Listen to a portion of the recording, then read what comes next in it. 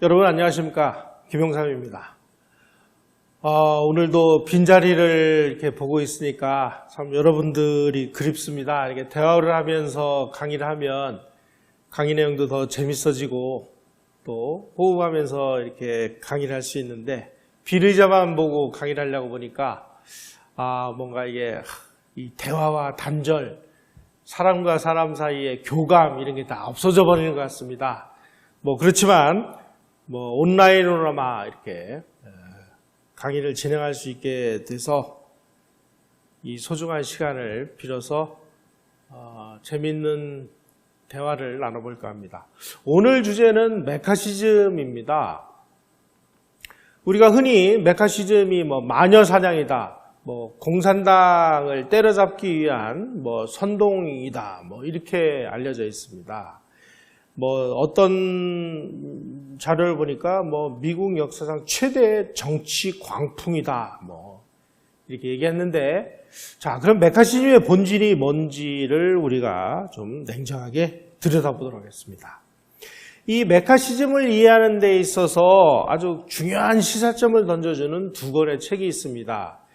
이 앤 코울터라는 사람이 쓴 반역이라는 책이 번역돼서 나왔고요. 그 다음에 유리 모딘이라고 이 KGB 간첩입니다. 공작관 출신이 나중에 이제 구소련이 망한 다음에 쓴 나의 케임브리지 동지들이라는 이 두 권의 책에 이 소련이 미국을 상대로 얼마나 집요하게 공작을 진행을 했는지, 그리고 메카시 의원하고 관련된 이 일들이 어떻게 진행이 됐는지를 상세하게 설명을 하고 있습니다. 따라서 이 두 권의 책을 읽으면 아주 이 본질적인 문제를 상당 부분 우리가 이해할 수가 있습니다. 메카시즘 그러면 광풍이다, 메카시는 피에 굶주린 사람이다, 이렇게들 얘기를 합니다. 메카시즘을 옥스포드 영어사전에서는 뭐라고 정의를 내려놨느냐, 1950년부터 1954년 사이 공산주의 혐의자들의 반대하는 떠들썩한 반대 캠페인이었다. 대부분의 경우 공산주의자와 관련이 없었지만 많은 사람들이 블랙리스트에 오르거나 직업을 잃었다. 이렇게 해서 메카시즘이 아주 근거 없는 황당무계한 것인 것처럼 정의를 내려놨습니다. 메카시 의원이 상원의원이었습니다. 이분이 1950년 2월 9일 날 미 국무부에 소련을 위해 일하는 공산주의자들이 압력하고 있다. 나는 297명의 공산주의자 명단을 갖고 있다라고 아주 폭탄 선언을 했습니다.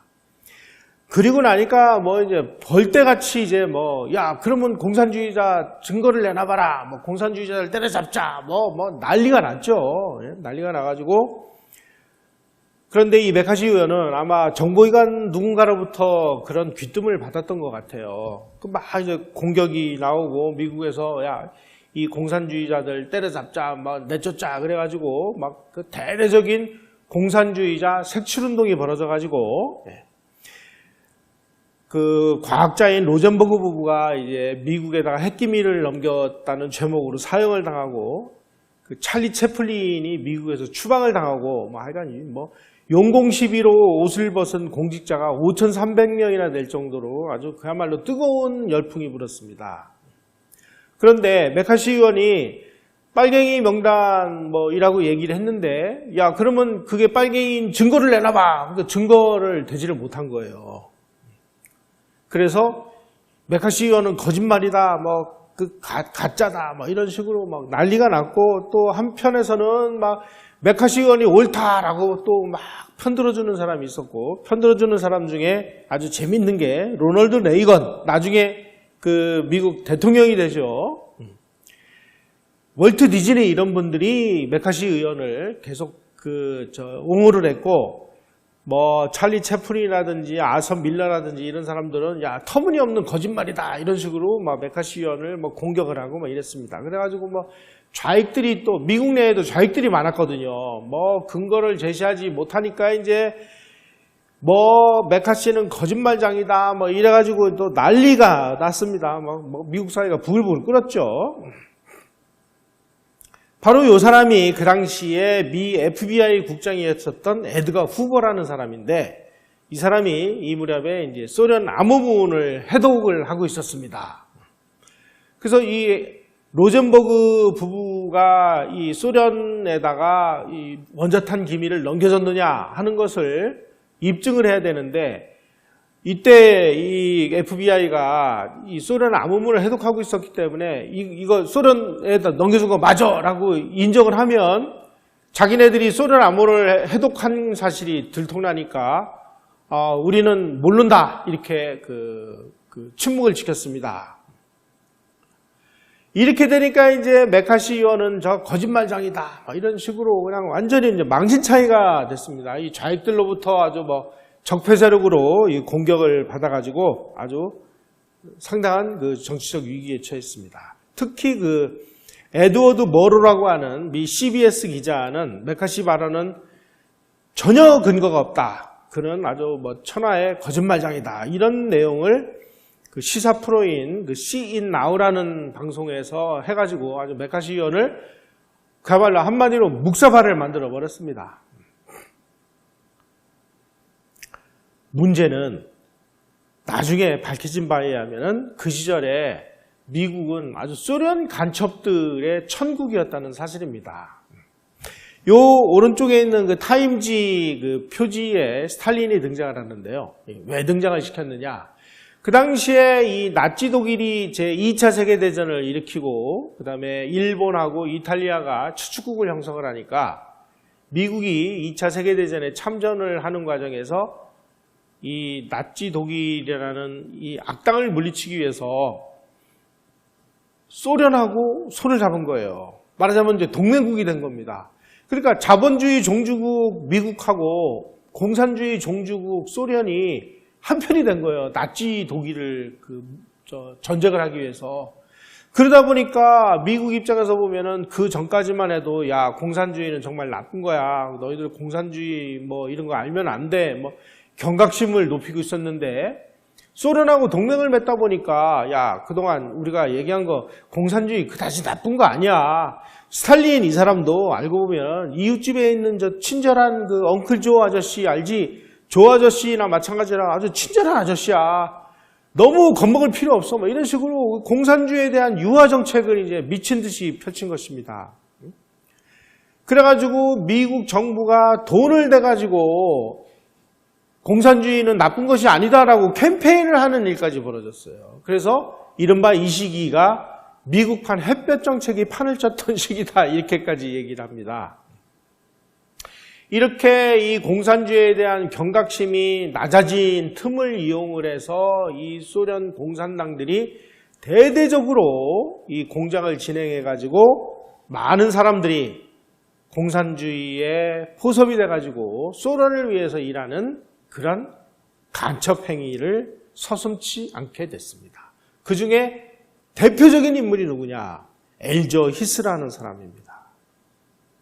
엘저 히스 이름은 많이 들어보셨는데 바로 이 사람이 엘저 히스입니다.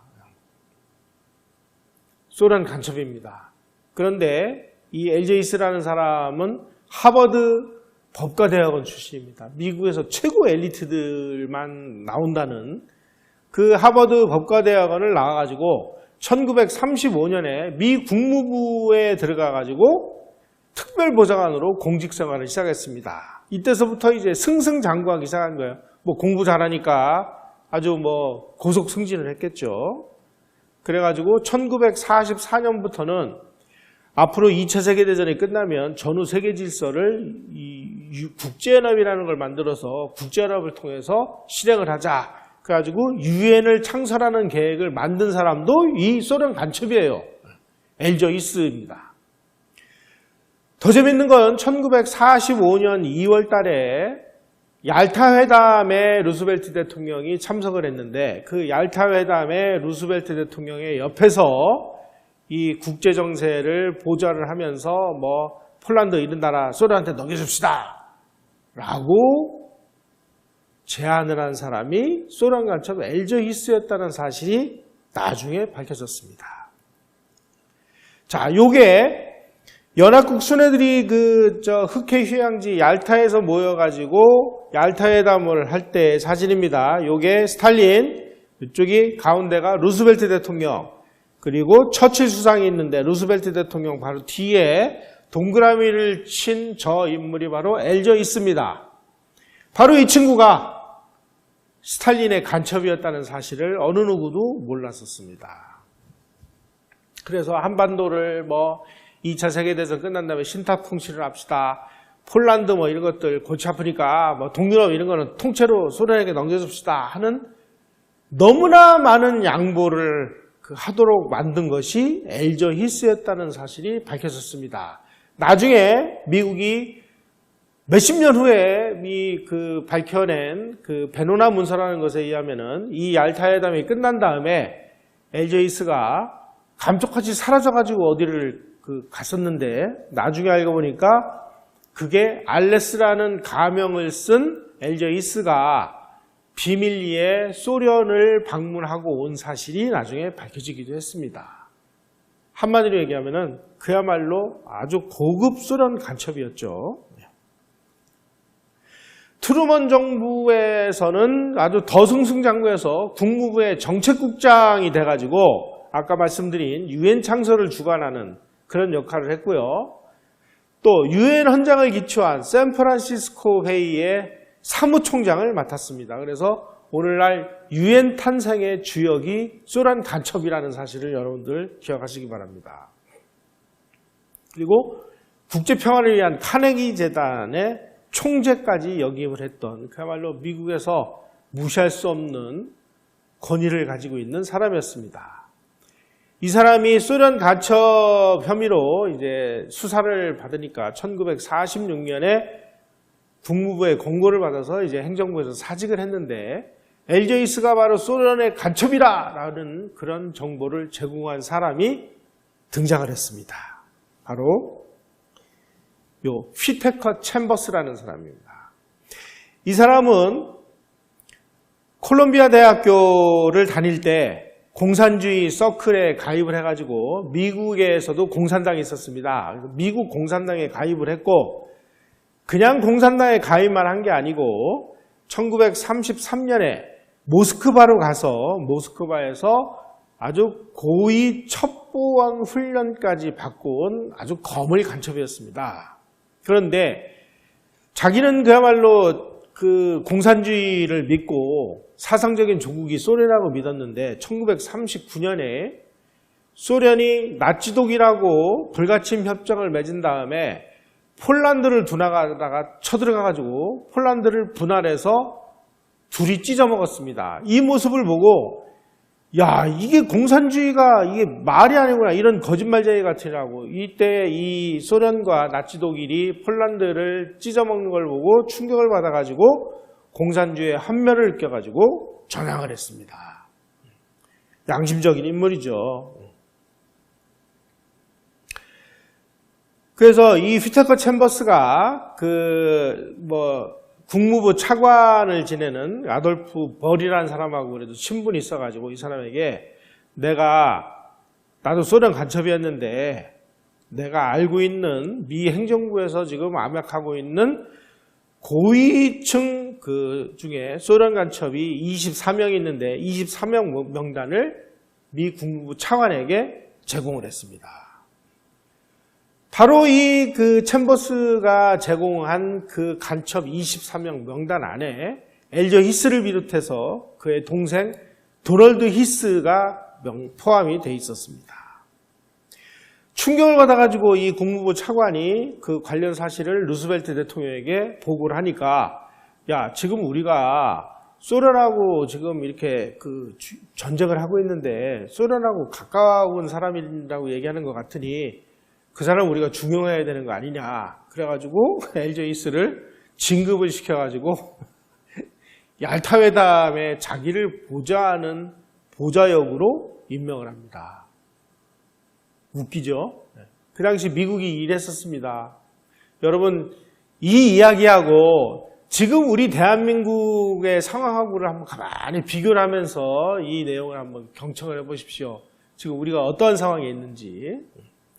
아니 소련 간첩이 미국 행정부 안에 지금 24명의 이 고위 소련 간첩이 있다고 명단을 줬는데 그 명단을 보고 이 친구 소련하고 친한 친구인 모양이네. 그래가지고 진급을 시켜가지고 얄타회담에 자기 보좌관으로 데려갔다니 이 말이 됩니까? 요즘에 국정원장을 이상한 사람을 계속 시키죠. 그거하고 한번 비교를 해보세요. 비슷한 거 아니겠습니까?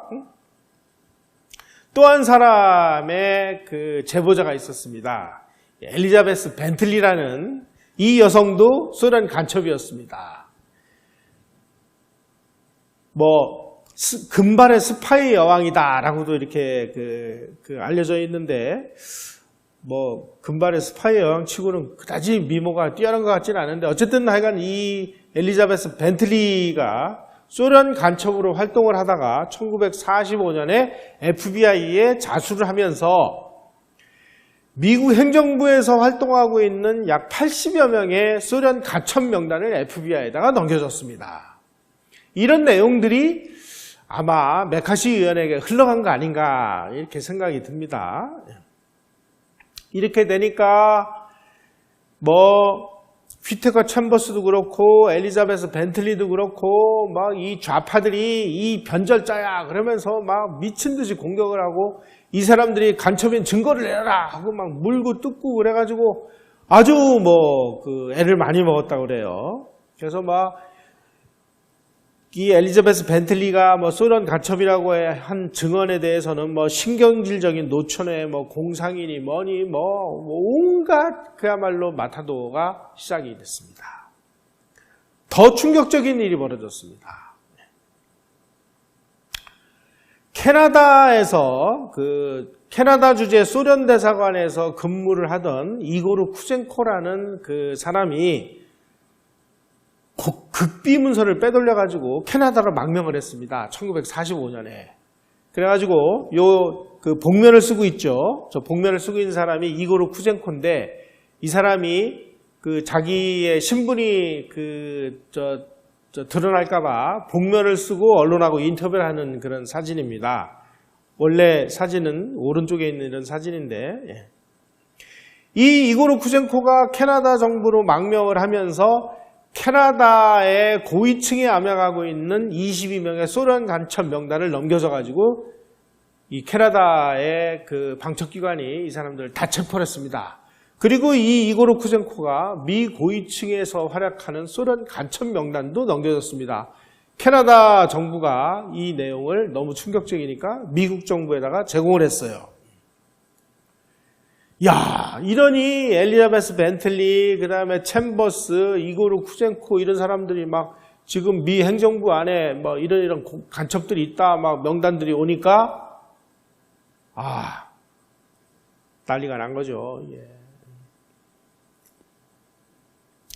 이 무렵에 한번 생각을 해보십시오. 지금 미국이 그야말로 정말 수천억을 들여가지고 원자폭탄을 만들어서 미국만이 원자폭탄을 가지고 있었는데 이 원자폭탄 관련 기술이 로젠버그라는 간첩에 의해서 통째로 빠져나가가지고 소련이 원자폭탄을 만들어가지고 소련도 원자폭탄을 가지게 됐습니다.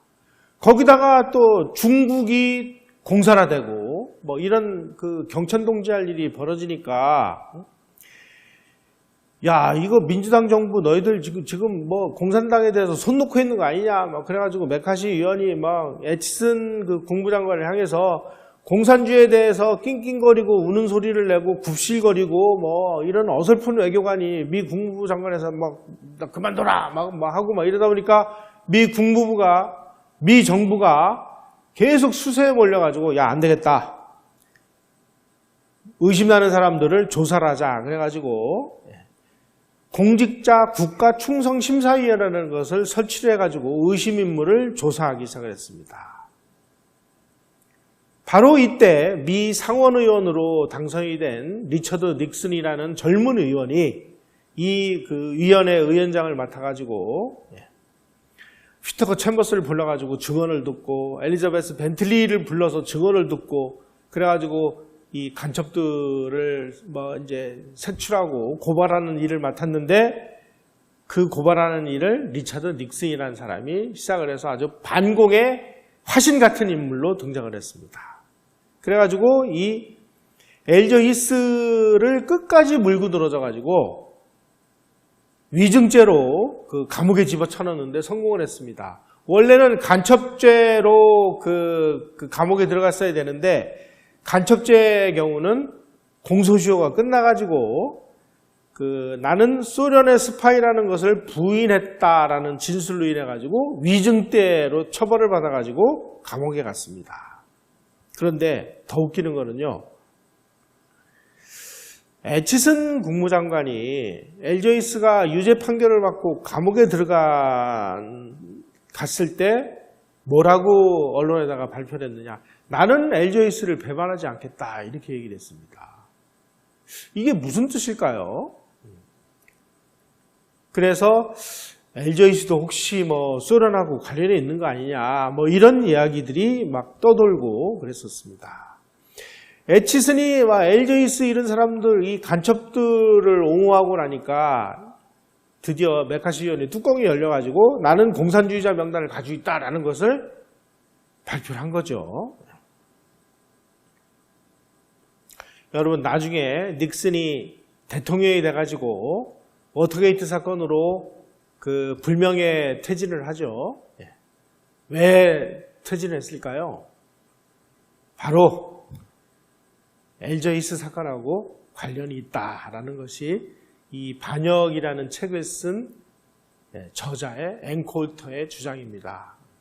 미국 내에 이 존재하는 이 뿌리 깊은 좌익들이 닉슨을 사임으로 몰아가도록 아주 그 결정적인 그 역할을 했다. 결국 이 엘저 히스 같은 친구를 감옥으로 집어넣은 거에 대한 그 반작용으로 닉슨이 사임하게 됐다. 이렇게 주장을 하고 있습니다.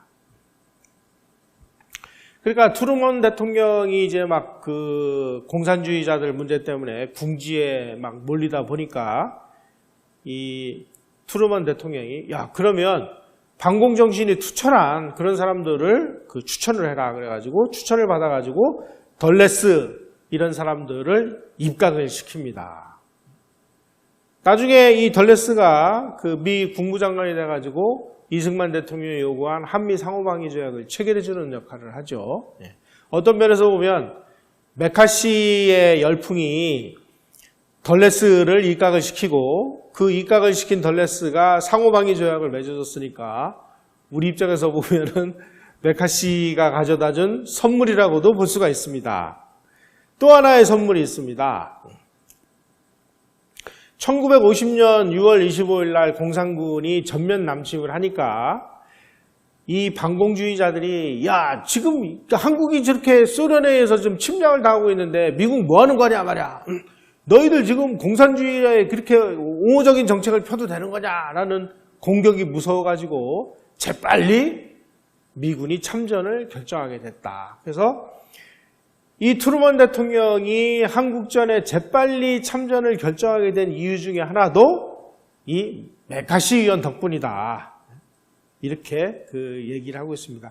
바로 이 주장을 미국의 정치학자 스테펜 펠치라는 사람이 주장을 했습니다.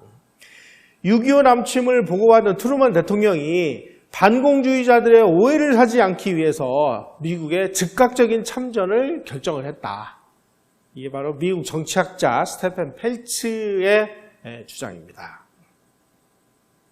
자, 이 무렵에 미국은 그 소련의 암호문서를 해독하기 위해서 아주 뭐 골머리를 싸매고 있었습니다. 그게 이제 베노나 프로젝트라는 건데요.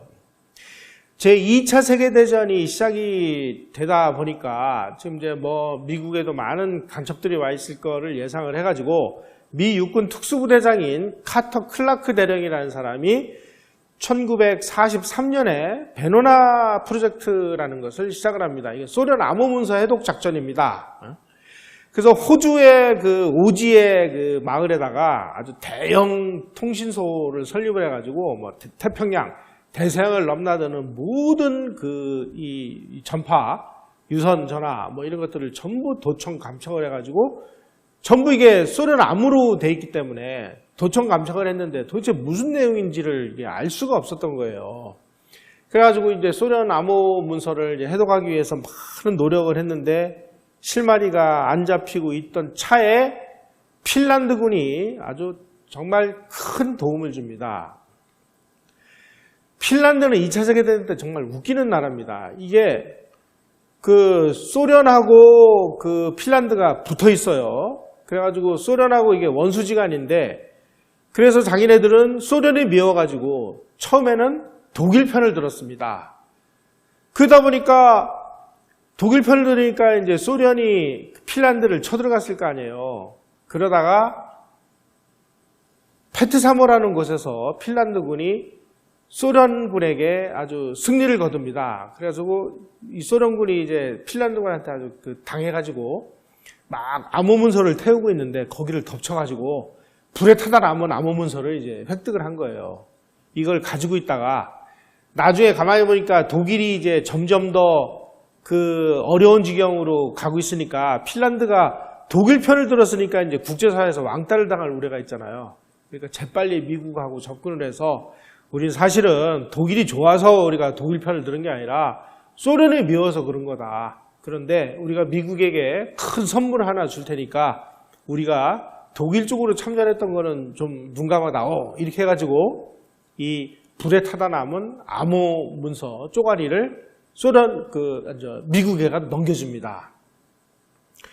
미국이 바로 이 자료를 바탕으로 인해서 소련의 암호 문서를 해독하는 데 성공한 것이 1948년입니다. 그래서 이제 막 호주로 막 전 세계로 왔다 갔다 하는 그런 모든 감청 도청 문서를 이제 해독을 하면서 보니까 미국에서 소련으로 뭉태기로 지금 그 고급 정보들이 빠져나가고 있는 그 루트가 영국에서 미국으로 파견된 이 MI6 요원들이라는 사실이 밝혀졌습니다. 그 유명한 그 영국의 케임브리지 간첩 5인방 중에 핵심 인물인 킴 필비라는 친구가 이 친구입니다. 이 친구는 케임브리지 대학을 다니던 시절에 공산주의 사상에 심취해가지고 공산주의 서클에 가담을 했다가 아까 제가 처음 그 사진을 보여드린 그 유리 모디라는 사람이 쓴 나의 케임브리지 친구들이라는 그 책을 쓴 유리 모디라는 소련 간첩에게 포섭이 됩니다. 그래가지고 케임브리지 대학을 졸업하고 이 친구는 전부 이 귀족 집안들이에요. 머리도 좋고 공부도 잘하고 돈도 많고 집안 빵빵하고 그래가지고 케임브리지 대학을 나와가지고 미국 영국의 첩보기관인 MI5, MI6에 들어가서 MI5는 국내 정보 담당이고 MI6는 해외 정보 담당인데 뭐 흔히 007 영화에 나오는 그 007은 MI6 소속이라고 이해를 하시면 됩니다. 그 MI6의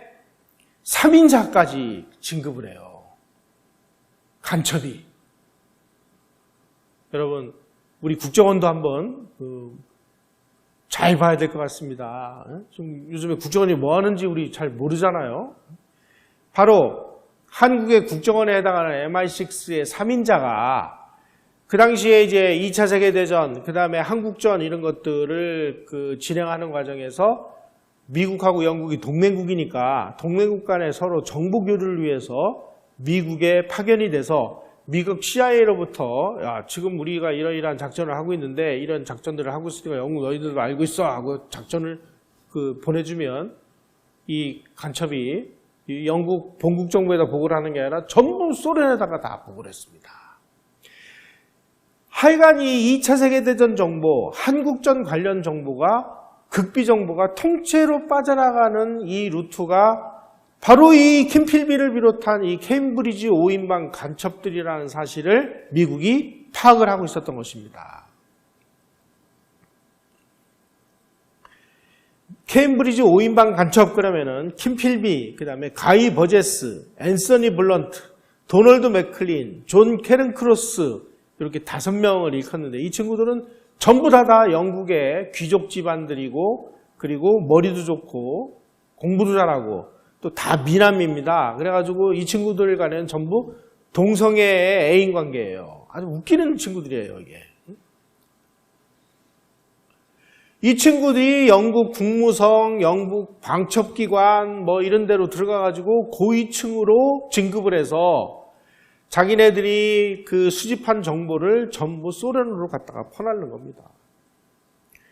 이들 중에서 킴 필비하고 그 도널드 맥클린 그리고 가이 버제스 요 세 사람은 나중에 자기네들이 간첩이라는 것을 영국이 알고 체포하려고 하니까 탈출해가지고 소련으로 도주를 해서 소련에서 죽었습니다.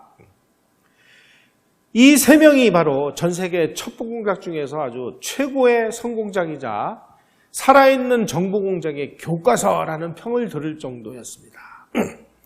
요 오른쪽 보면은 소련 우표가 있죠. 저기 킴 필비입니다.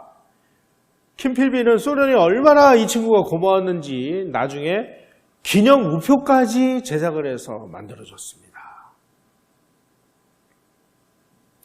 저는 이걸 보면서 지금 우리 대한민국의 지도부는 안전한가 하는 것을 저는 생각을 해봅니다. 과연 안전할까요? 여러분들은 안전하다고 믿습니까? 저는 정말 요즘에 잠이 잘 안 옵니다. 자, 그런데 41년 후에 아주 충격적인 내용들이 밝혀지기 시작을 했습니다.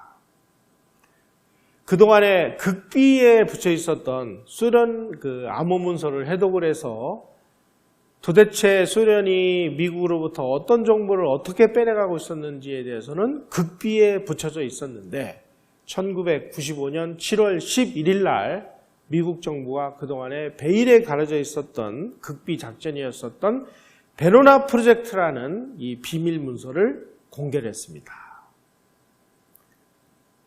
이 베로나 문서가 공개가 되면서 1950년 2월 달에 메카시 의원이 205명의 공산당 명단을 가지고 있다라고 얘기했었던 그 공산당 명부에 들어있었던 사람들 중에 상당수가 실제로 간첩이었다는 사실이 드러났습니다. 아까도 제가 말씀드렸듯이 얄타 회담에 참석한 후에 극비리의 모스크바를 방문을 했던 미국의 핵심 스파이가 알레스라는 가명을 사용한 엘저 히스라는 사실이 밝혀졌습니다. 이 베로나 프로젝트의 문서가 공개되기 전까지 엘저 히스는 나는 원래 진보적인 양심가인데 이 메카시 같은 미치광이한테 물려가지고 나는 정말 내 인생을 망쳤다. 나는 진보적인 운동가다. 뭐 이런 식으로 강연하고 떠들고 다니면서 잘 먹고 잘 살았습니다. 나중에 알고 보니까 엘저 히스가 실제 간첩이라는 사실이 1995년에 가서야 밝혀졌습니다. 그러니까 1950년에 이 내용이 처음 공개가 됐는데 무려 45년 동안 엘저 히스는 잘 먹고 잘 살았죠. 이 사람들이 로젠버그 부부인데 로젠버그 부부도 소련으로 핵기밀을 통째로 넘긴 사실이 그대로 드러났습니다. 그 이전까지는 이 사람들 미국이 간첩죄를 뒤집어 씌워가지고 억지로 처형한 거 아니냐 이렇게 난리가 났었는데 그리고 참 생각을 해보세요. 미국에서는 참 재밌는 나라입니다. 사람을 죽이지 않는 한은 다른 일로 인해서 사형을 집행하지는 않습니다. 그런데 미국이 얼마나 충격을 받았는지 로젠버그는 이 원자탄 기밀을 소련에 넘긴 간첩죄 제목으로 전규이자로 처형을 해버렸어요. 그러니까 또 이 좌익들이 로젠버그는 무죄다 하고 떠들어대고 그랬는데 나중에 베로나 문서에 의하면 이 친구도 간첩했다는 사실이 적나라하게 드러났습니다. 로젠버그는 과학자인데 공산주의자가 됐습니다. 그래가지고 육군통신대에 근무하면서 자기가 취득한 군사 기밀을 이 부인 에셀 로젠버그도 간첩이었습니다. 그래서 에셀 로젠버그를 통해 가지고 소련으로 넘겼고 또 이 부인의 그 가족 중에 한 사람이었었던 데이비드 그린글래스라는 사람이 로스알라모스에서 그 소위 말하는 맨하탄 프로젝트에 참여하고 있었는데, 이 사람을 통해서 원자탄 개발 계획에 대한 모든 그 문서를 훔쳤습니다. 빼냈습니다. 그래가지고 이 그린글래스에게 제공받은 원자탄 관련 정보를 소련에 넘겨주다가 체포된 것입니다. 나중에 알고 보니까요, 이 베노나 프로젝트에 의하면 로젠버그의 암호명이 진보주의자였다. 그래서 소련 간첩이라는 사실이 밝혀졌습니다. 참고로 소련은 1949년도에 49년 8월에 원자폭탄을 개발을 했는데요. 미국은 1945년에 개발을 했고, 불과 로젠버그 덕분에 4년 후에 미국의 그 기술을 통째로 훔쳐내가지고 소련이 원자폭탄을 가지게 됨으로써 공포의 균형을 맞추게 됐습니다. 소련이 그 원자탄을 만들 때 이 원자탄의 원료가 되는 우라늄을 어디서 제공을 했느냐? 북한이 제공을 했습니다. 북한에서 아주 양질의 우라늄이 많이 생산이 됐거든요. 그래서 북한은 소련에다가 우라늄을 제공하는 조건으로 그 당시에 미국이 만든 T-34 전차, 그 다음에 항공기, 폭격기, 자주포 이런 것들을 받아가지고 6.25 남침을 시작했다는 사실을 우리는 잊지 말아야 되겠습니다. 또 진보적인 저널리스트로 아주 명성을 날렸던 I.F. 스톤이라는 사람도 소련을 위해서 일했던 사람이라는 사실이 밝혀졌습니다. 이 사람이 저널리스트로서 그 비사 한국전쟁이라는 책을 썼는데요. 이 내용은 뭐냐? 한국전이 미국의 음모에 의해서 미국이 북한을 먼저 침략을 했다라고 그 기술을 했는데, 나중에 알고 보면 이게 소련의 지령을 받아서 쓴 내용이라는 사실이 밝혀졌습니다. 이런 사람이 미국 내에서 진보적인 저널리스트라고 아주 추앙을 받고 아주 행복하게 잘 살았죠. 더 충격적인 인물이 있습니다. 해리 덱스터 파이트라고 하는 미 재무부 차관입니다. 이 사람이 나중에는 그 IMF 총재까지 역임을 했는데 미 재무부 차관이 소련 간첩이었습니다. 타임즈 카바 스토리도 등장합니다. 이 파이트는 자기가 미 재무부 차관이 되자마자 11명의 소련 간첩을 재무부의 고위 관료로 채용을 해가지고 소련에게 유리한 정책을 미친 듯이 펼쳤습니다. 어떤 식으로 했느냐? 이 동료 간첩인 프랭크 코우, 솔로몬 애들러 이런 사람들하고 같이 미국이 자유중국에다가 차관을 유리한 조건으로 주려고 했는데 그 차관을 폐기를 하고 소련에다가 100억 달러의 차관을 아주 유리한 조건으로 제공을 하는 이런 짓을 벌였습니다.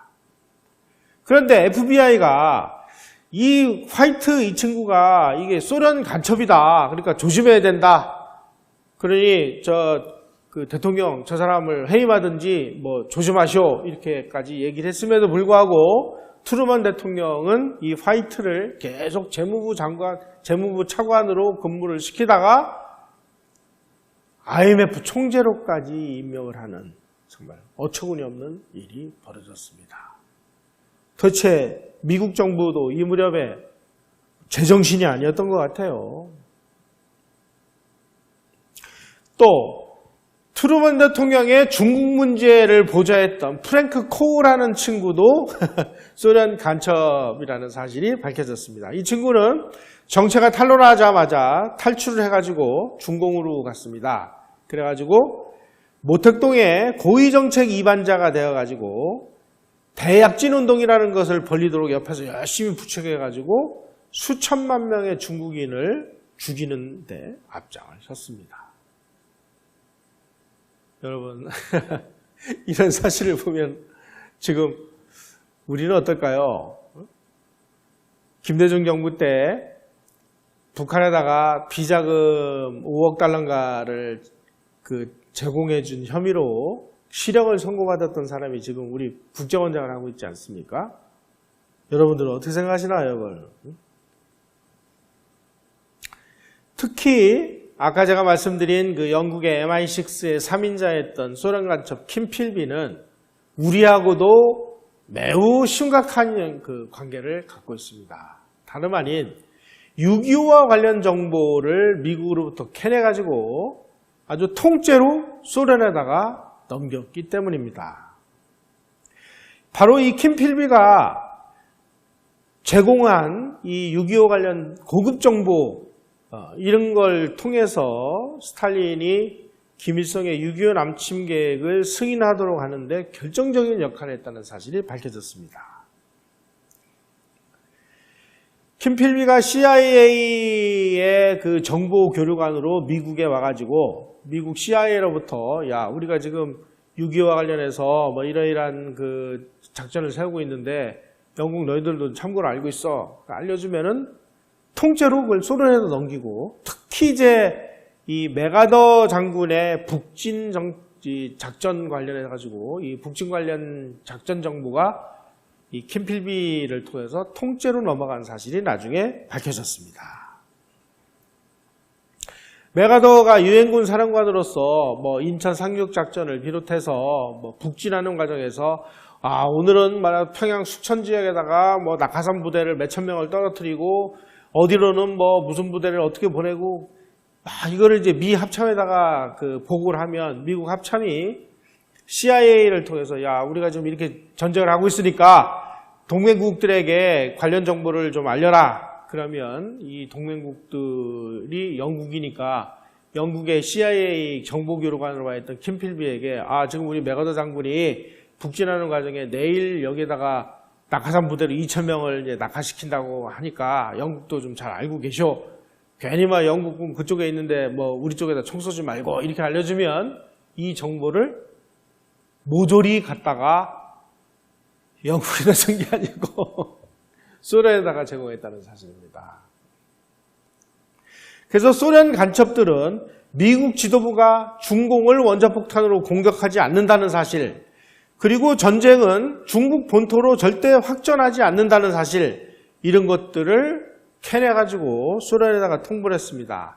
그러면 소련은 즉시 그것을 중국에다가 알려줬고, 그래서 소련과 중공은 킴 필비하고 도널드 맥클린을 통해가지고 제공되는 이 고급 정보를 통해가지고 미국이 6.25에서 어떤 전략을 어떻게 쓰고 있는지를 아주 손바닥에 손금 들여다보듯이 다 들여다보면서 유리하게 전쟁을 이끌어갔다는 사실입니다. 이 사실을 메가더 장군도 나중에 알았습니다. 아니 무슨 작전만 하면 그게 또 포위가 돼가지고 아주 막 고전을 면치 못하는 일들이 끝없이 전개되는 모습을 보면서 이건 뭔가 이게 문제가 있구나. 그래서 메가더 장군이 트루먼 대통령에 의해서 1951년 4월에 유엔군 사령관직에서 해임이 됩니다. 해임이 돼가지고 미국으로 갔을 때 미국의 그 짐 루카스라는 기자가 있습니다. 이 기자에게 인터뷰를 했는데 이 메가더 장군이 내가 지금 이런 얘기를 하면 마치 내가 패장으로서 변명하는 것처럼 들릴지 모르니까 나하고 한 이 인터뷰 내용은 내가 죽거들랑 죽은 다음에 공개를 하시오라는 조건으로 짐 루카스라는 기자하고 비밀 인터뷰를 했습니다. 그 비밀 인터뷰 내용에 뭐라고 되어 있느냐? 내가 북진 과정에서 작전을 합참에다 보고를 하면 이 모든 작전과 관련된 계획이 통째로 적에게 넘어갔다. 하나도 없이 남김없이 우리의 작전들이 넘어감으로 인해서 우리 유엔군이 너무나 큰 피해를 당했다. 이거 분명히 간첩들의 소행이다 라는 내용이 들어있었습니다. 메가더 장군은 알고 있었던 것이죠. 자, 지금 전 세계 역사를 보면 바로 이 소련이 그 영국 간첩들을 통해 가지고 미국의 기밀 정보를 빼돌리고 지금 이게 한두 개가 아닙니다. 그 당시에 베노나 프로젝트에서 그 비밀 그 암호명을 사용을 해가지고 정보를 소련하고 교류한 그 암호명을 그 당시에 3만 명인가를 그 발견했습니다. 그런데 전부 이게 암호명이기 때문에 이 예를 들어서 진보주의자라는 암호명이 로젠버그 부부다라고 이렇게 확정돼 가지고 밝혀진 인물은 2,700명인가 밖에 안 됩니다. 나머지 간첩들은 누가 누군지 모르니까 암호명만 있고 뭐 어떤 내용들인지는 파악을 했습니다만은 이게 누군지 이거는 베일에 쌓여서 지금까지 비밀에 붙여져 있습니다. 아마 지금도 미국 어딘가에 이런 간첩의 후예들이 득실거리지 말라는 보장이 없는 것이 작금의 상황입니다. 여러분, 미국에서 월남전이 진행이 될 때 그 아주 일사불란하게 반전운동이 벌어진 사실, 이거 어떻게 보십니까? 자연 발생적이라고 보시나요? 저는 그렇게 안 봅니다. 한국에서 이렇게 일사불란하게 뭔가가 움직이는 이런 모습을 보면서 많은 사람들이 야, 이 대한민국 어딘가에 이 뭔가 그 공작을 지휘하는 지하의 지도부가 있는 거 아니냐라고 추측만 할 뿐이지 확실하게 밝혀진 것은 없습니다. 제가 과거에 그 기무사에서 간첩 잡는 일만 수십 년씩 했던 분들하고 그 몇 차례 만나서 대화를 나눈 적이 있는데요. 자기네들이 통일혁명당, 인민혁명당 이런 사건들을 수사할 때 자기네들을 까내는 그래도 뭐 그 일망타진했다고 생각을 했는데 지금 와서 생각을 해보니까 그 당시에 수사선상에서도 오르지 않았던 뭔가의 비밀 조직이 존재했던 게 아닐까 이렇게 자기네들은 추측을 한다고 합니다. 그런 것들이 특정한 사건만 벌어지면 한국이 들썩들썩하면서 아주 뭐 광화문으로 몰려나오고 할 때 이 조직력이라든지 자금 동원력이라든지 이런 걸 보면 소름이 끼치도록 무섭습니다. 과거에 동서독이 나눠져 있을 때 서독 수상의 비서실장이 그 귄터 귀염이라는 그 간첩이 체포된 적이 있었습니다. 지금도 북한은 대한민국의 지도부에 지금 어떤 일을 벌이고 있는지 우리는 알지 못합니다.